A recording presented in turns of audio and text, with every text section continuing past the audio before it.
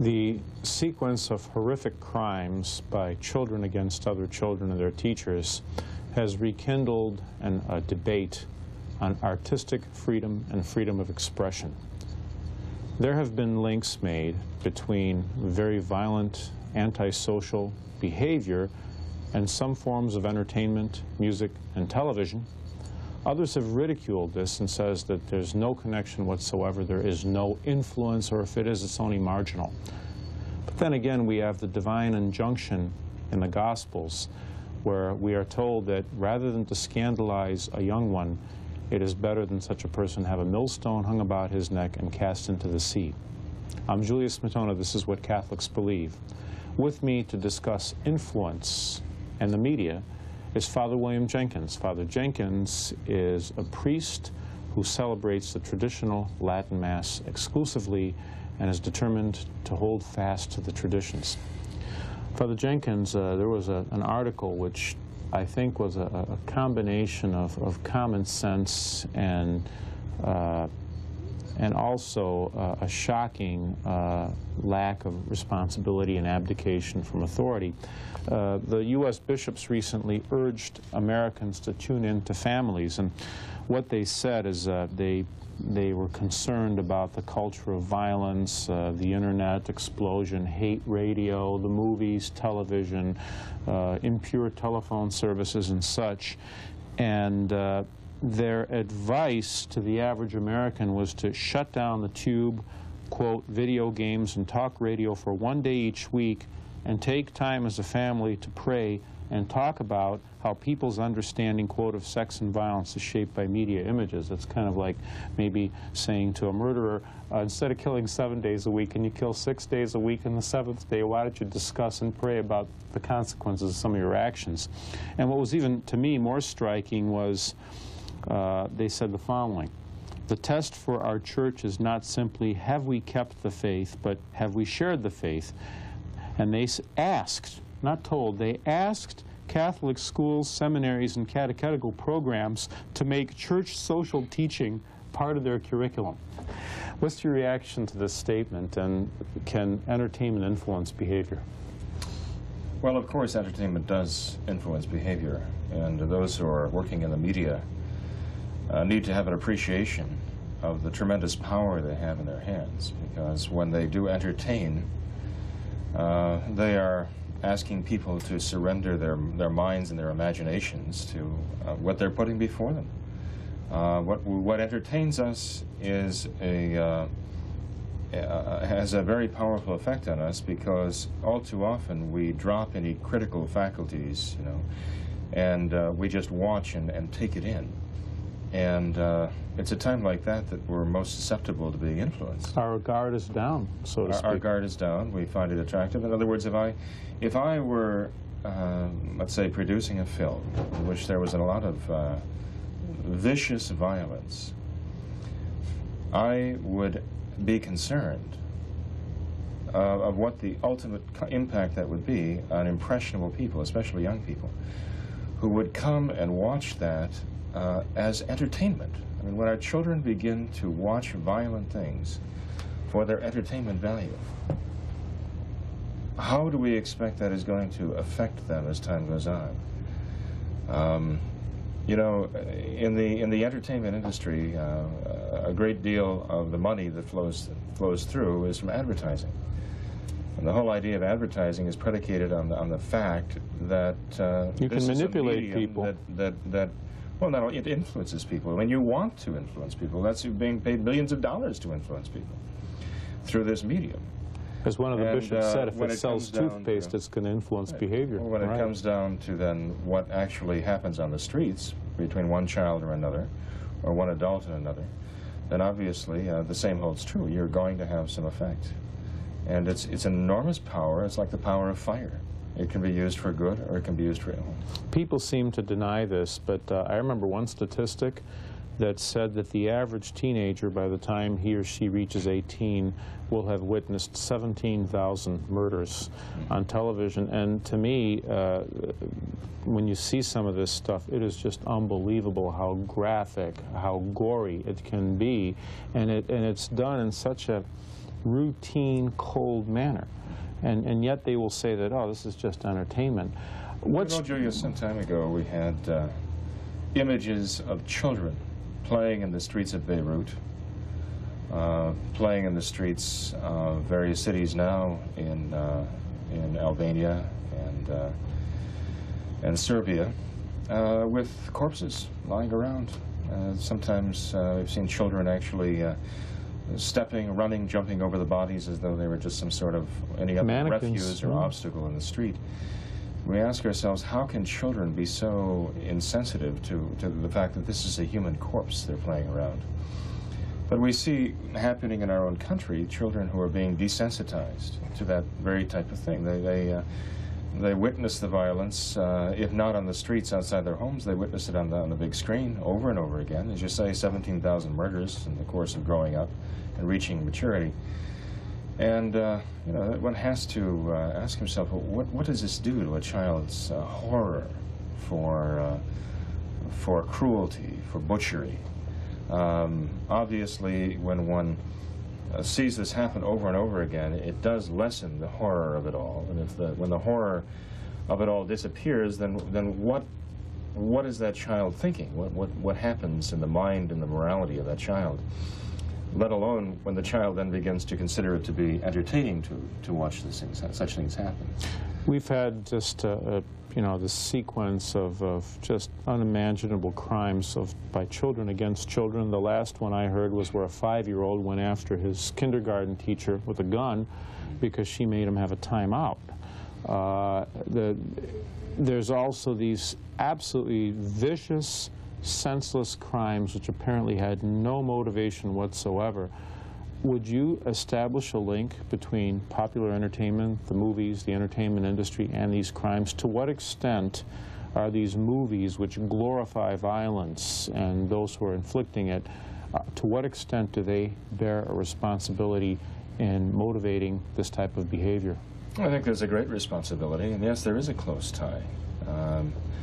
It was always the purpose of the church to function as the conscience of the country, the conscience of the world. I mean, this is what our Lord Jesus Christ established the church to do, to speak for him in the world and to speak his words, and that meant to condemn what is damnable and to approve what is commendable.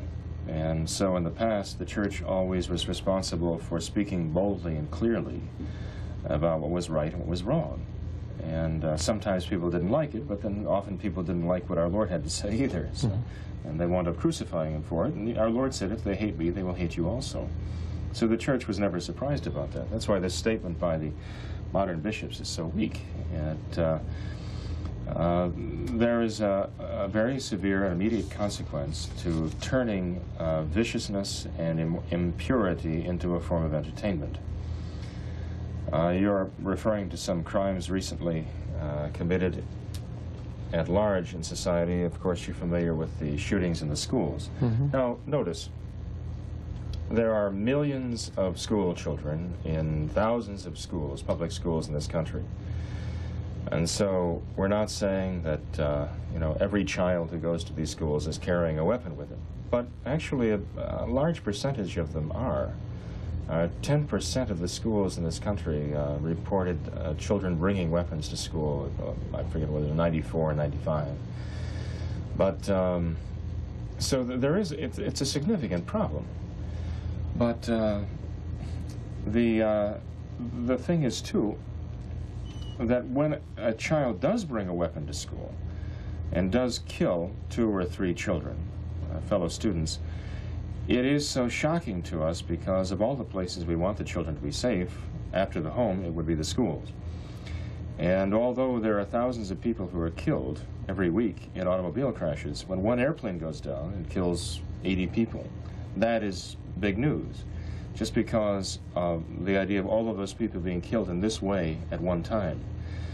And so even though when, let's say, Kip Kinkel went in and shot a number of students in the school, executing one and killing another at some range, this was big news, even though there were only 2 deaths, just because it's our schools, it's our children killing each other. But the entertainment industry does have something to say in this.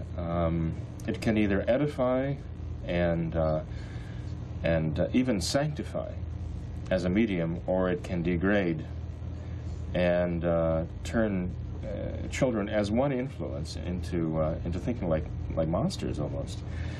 There was an article in the June 27th edition, the June 27th, 1998 edition of the Washington Times, actually a column by Robert Holland, in which he comments on what was happening in the lives of the children who opened fire in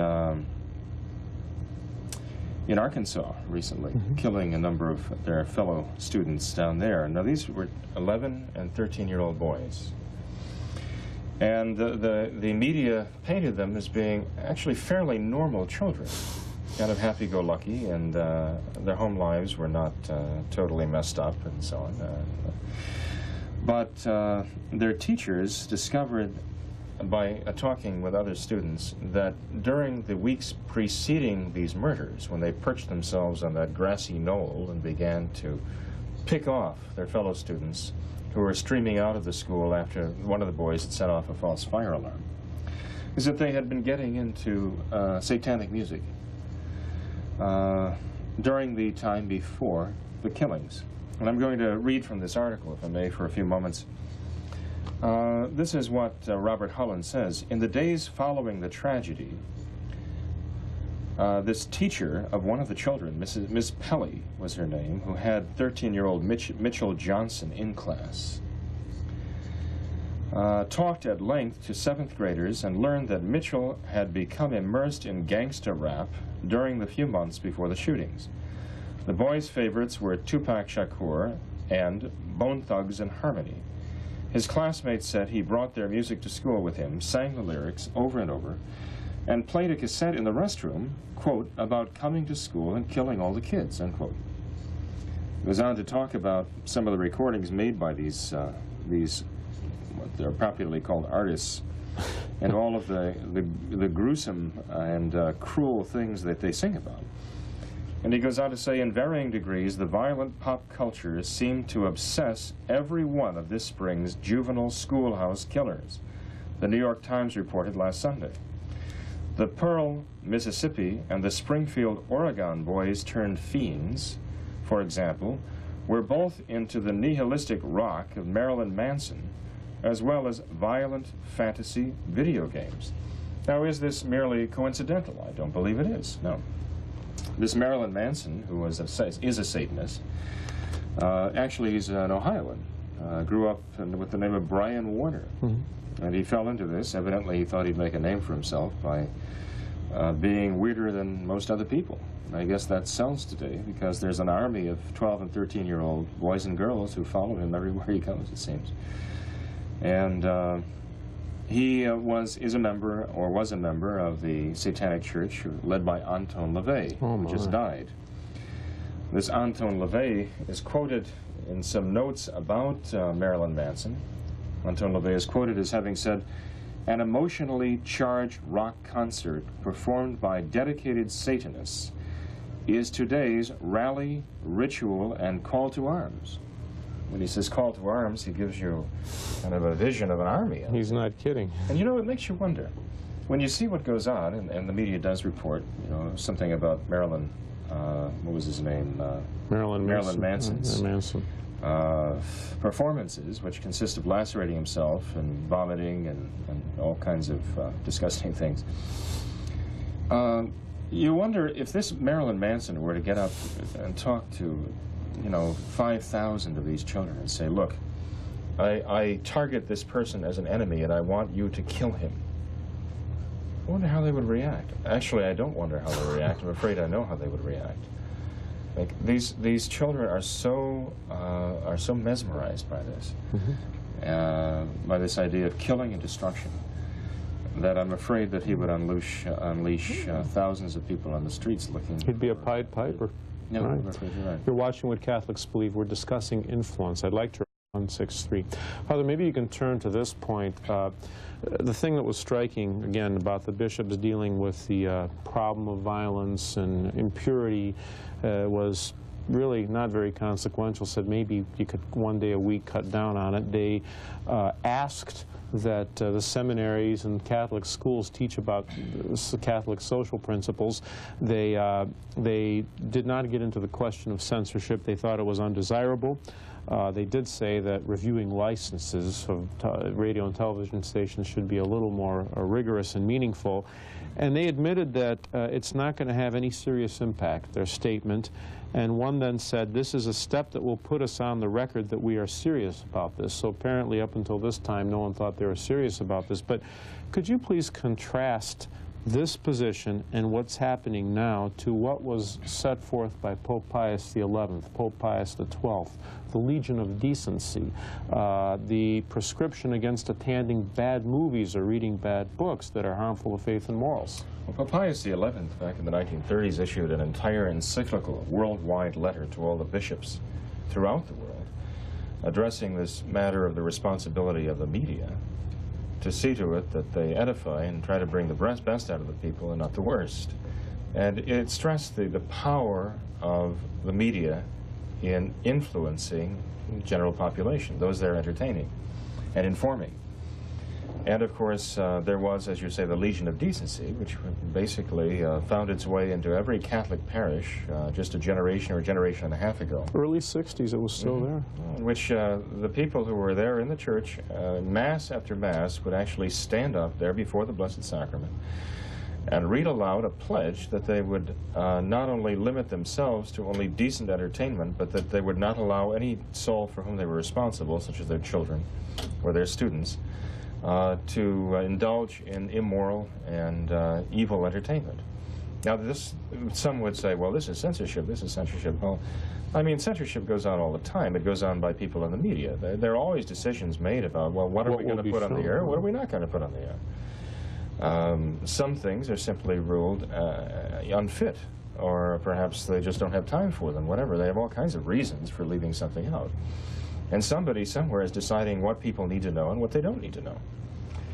So, you know, looking at censorship as some kind of shibboleth is, you know, as though it were some kind of golden calf, is not right. You know, but in any case, we have to try to restore that sense of responsibility in the individual person for what he allows himself to see and what he allows his children to see, because what goes in the imagination doesn't just pass through as it does physically. Especially when it's a visual image that might be there for years and years. It'll be there until the day they die.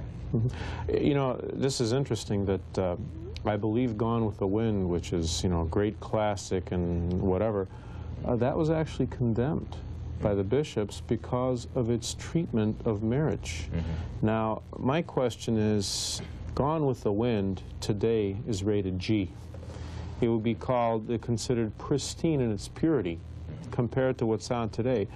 If the bishops condemned that and said that if you are violating divine law, if you just watch that for entertainment, what would be said about today's movies? And I'm even wondering if even 1%... Take Titanic, for example. I mean, in the movie Titanic, virtually every commandment was broken. I mean, there was a scene of partial nudity, right? And we're talking about fornication, adultery, blasphemy, right on down the line. And yet this is considered to be PG-13. And we wonder why our 13 and 14-year-olds talk the way they do, think the way they do. Well, we're filling their minds with these things. You know. By the way, the movie was, you talk about censorship, the movie was a departure from reality. I mean, sure, they showed the ship, they showed the lights, they even had the table service, the whole thing. But it was contrary to truth. I didn't see the movie myself, but I read numerous reviews about it. And that's what the reviews are for. So you're supposed to trust these people, right, to give you an idea of what the movie's about.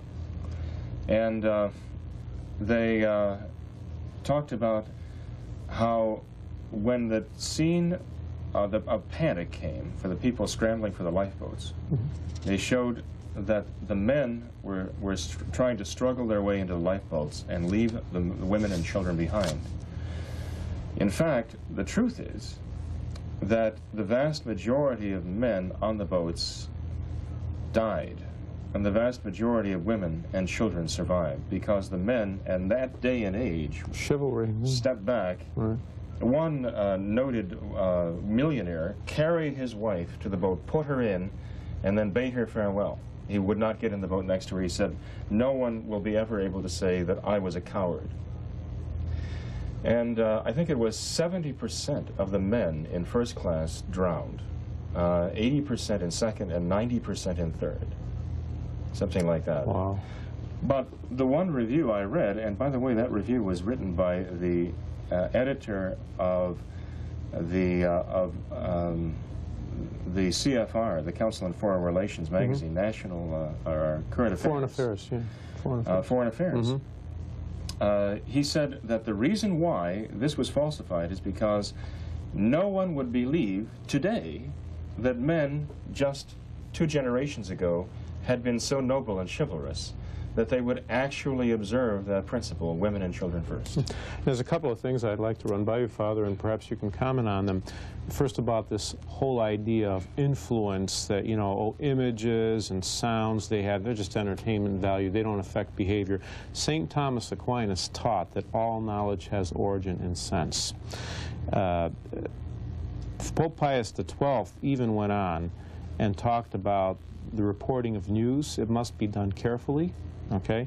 He also said that it can provoke mental judgment and influence the will. So that, again, you're having a tremendous influence by just what you report, how you report it. He said that the communists, and that before the so-called collapse of the Iron Curtain, used the media to root out all religious ideas from the mind. Now, how can you say that, oh, it has no influence when they used this in a deliberate program to eradicate religion? They clearly indicated that you cannot attend shows contrary to right morals. Pope Pius XI ordered the bishops to set up office to encourage decent films and classify others. Theater managers are forbidden in conscience to present film programs which are Catholic contrary to faith and morals. Bad posters were proscribed. Actors could not be involved in pictures contrary to sound morals. And he even said that the film producers, that the bishops had a duty to admonish them and, if necessary, to impose appropriate sanctions. Well, now today, is any of this happening? We're having one program now which is maybe it's accurate in its portrayal of modern religious, but a Jesuit was a consultant, a television program. Where are the bishops? Why? I mean, the most they're saying is, gee, cut down from hate radio and all this stuff from 7 days to 6 days a week. I know I'm kind of lampooning it, but that's really what they're saying, and talk and pray about it. And then the other 6 days, go to it. Where are the bishops? Why, I mean, why aren't they doing this? I think that they feel that they really don't have much influence themselves. They know the media does have a great influence, and I think the bishops understand they don't have much influence, and I think the reason why they don't have much influence is because they have to some extent undermined the authority of bishops by the way they've carried on. The idea of trying to play to the gallery, in a sense, and be popular always undermines authority. And the notion of authority and the notion of responsibility go hand in hand. You can't separate responsibility and authority. And so, insofar as they have somewhat abdicated their responsibility for speaking out with a clear voice of conscience, they have simultaneously abdicated the authority that goes with the responsibility. You can't have one without the other. So really it comes down to parents these days having to exercise the influence that they can, because nobody else even is allowed to, it seems, in public life. Even the parents, to some extent, are not allowed to deny their children certain things that they think are harmful. You know, Hillary Clinton writes a book called It Takes a Village, meaning it takes a village to raise the children. But we have to realize that the problem we meet with today often is that the village is raising the children, that the parents often are not raising them. So the message to the parents would be, it's up to you. You have to raise your children. according to the correct moral standards, no one is going to do it for you. There was a wonderful encyclical written by Pope Pius XII on radio, television, and motion pictures in 1957, and I think we can close with two thoughts from that. He said, it is regarding television and radio, he said, number one, parish priests should warn their faithful if they are forbidden by divine law to listen to radio programs and television programs which are dangerous to faith and morals. And he said, he gave this standard: what you let come into your home or your radio, you should use the same discretion as if you were inviting that person to come into your home. So a television program or a radio program which is offensive or can corrupt or put evil thoughts in your mind, you should treat that just as the same individual. If you don't let that individual into the home, you shouldn't let that television program in the home. This has been What Catholics